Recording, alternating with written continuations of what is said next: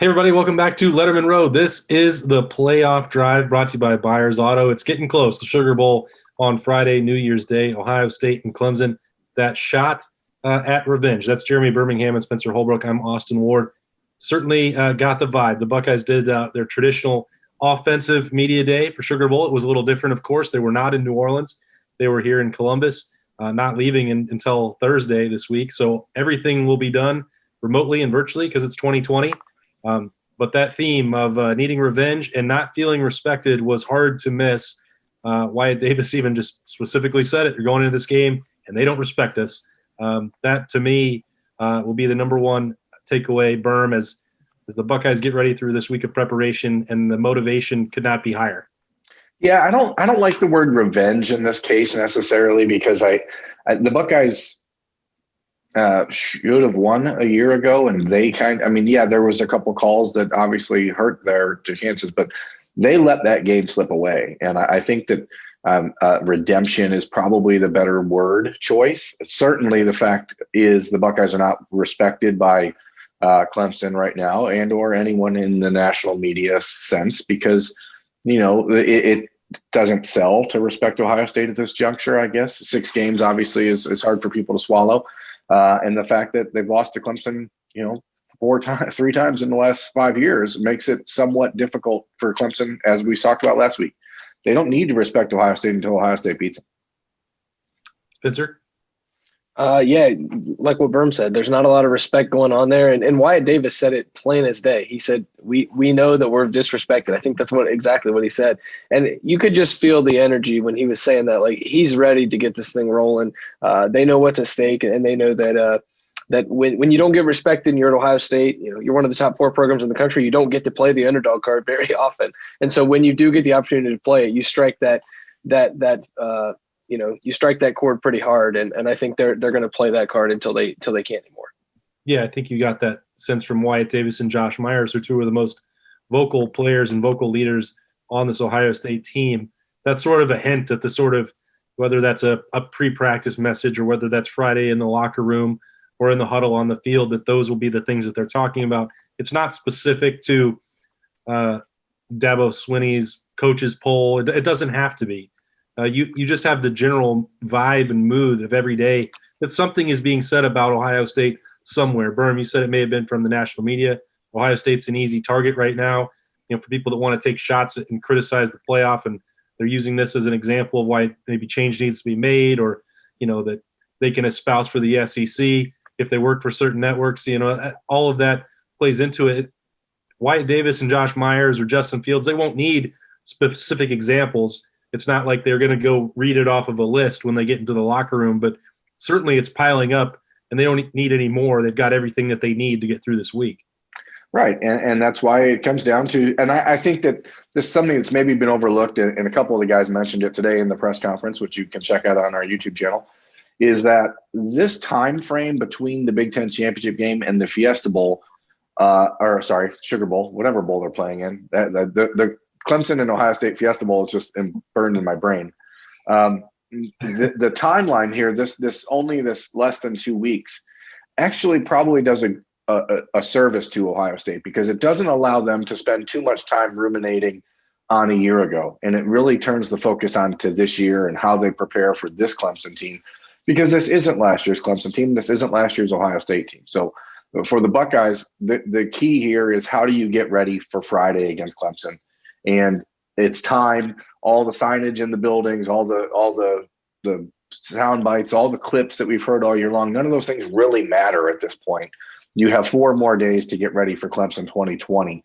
And the Buckeyes' legacy, and I know that Ryan Day tried to divert this talking point today, is that this year is such an anomaly that maybe it shouldn't matter in the big picture, the big scope of Ohio State versus college football.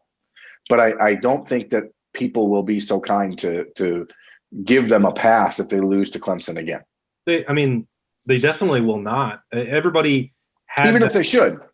Well, we can argue that either way. But if everybody thought that'd be the case, that programs would just write off 2020, they were going to keep their coaches even if they struggled, and it wouldn't matter. Then the games are played. So you don't get the ask Will Muschamp how much of a free pass he got for what happened this year at South Carolina. He got fired or Gus Malzahn, a huge payout to go away. These games matter. Nobody's going to on Friday night at 8:00 be like, man, you know what? That was really hard what Josh Myers went through. That's okay if he misses a block. That won't happen. It's going to be Ohio State and Clemson. It'll be a playoff, and everyone will evaluate it outside of those circumstances. And I honestly prefer it that way in some respects because that's the only outlet we've had for this entire year where it feels normal. Once the game is over, then you can maybe put it in more proper perspective. But once you get in that, whatever happens on Friday night, win or lose, is going to stick with Ohio State, and there's nothing they can do about it. I completely agree with that. And the point I was going to make is, if you look at Ohio State history, these are what define the Ohio State coaches' legacies. Woody Hayes was able to beat Michigan and win a national championship. Earl Bruce, John Cooper were not. Jim Tressel was able to beat Michigan, win national championships. Urban Meyer beat Michigan, win national championships. Ryan Day now has already beaten Michigan, has played for a national championship in a way in the college football playoff and been beaten. People don't care if this is a COVID year. The goal is to get to the college football playoff and win the national championship. And the 3 of the 4 best teams are in it right now.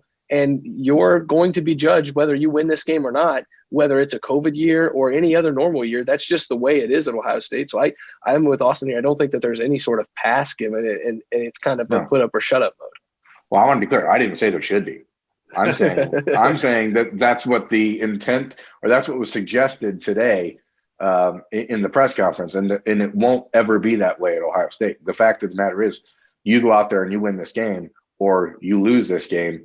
And if you lose this game, the chatter, the Ohio State can't beat Clemson chatter, is going to just get louder and louder and louder until next year when these 2 teams play again in the playoff. So you better find a way. You better find a way to get there now. Yeah, I think that's what I find maybe amusing about those questions that Ryan Day and several Buckeyes got today, like this yardstick that. Yes, at some point, Ohio State is going to have to beat Clemson to win a national championship because there's only 3 programs that dominate their conference and get to this college football playoff every single year. So it would be more punchlines for Ohio State if they don't beat Clemson on Friday. And Dabo Swinney will continue to lord it over them and crow about it, for another 365 days. But by no means would a loss be some sort of indictment over the program that has the number 2 recruiting class in the country, that has 4 straight Big Ten titles, that, again, got to a college football playoff that's very difficult to achieve and reach. And it's not like next year's selection committee is going to say, you know what, we're done with the Buckeyes because they didn't beat Clemson. But you know what? If they win, none of this matters anyway because you just erase all of that. And I think that they will, but that's a conversation that we can have when we get to New Orleans. For this playoff drive, brought to you by Byers Auto, there were also a few notes about players coming back potentially. Certainly seems Chris Olave back on the practice field. His name brought up specifically by Ryan Day and some teammates. I think you can count on him being in the lineup on Friday night. But I asked you guys about this, before we went on the air. There's just something to me that's a little bit weird about the way Ohio State is talking about Justin Fields and his thumb. I don't know if you guys agree with me, but normally with something that is supposed to be as relatively minor as this issue, it would be brushed aside maybe with more words than 3 or 4 where he's going to be fine by Friday or we expect him to be fine. I just think there's something a little bit strange. My brother is a medical doctor, and he has very large concerns over whether or not Justin Fields will be able to play on Friday based on what he heard following the football game against Northwestern and from Justin's mouth. And so maybe this is just a miscommunication thing where Justin is trying so hard to stay veiled that he's saying more than he maybe should based on saying nothing. He says he's fine. Garrett Wilson says he's throwing the ball fine. Ryan Day says he's fine.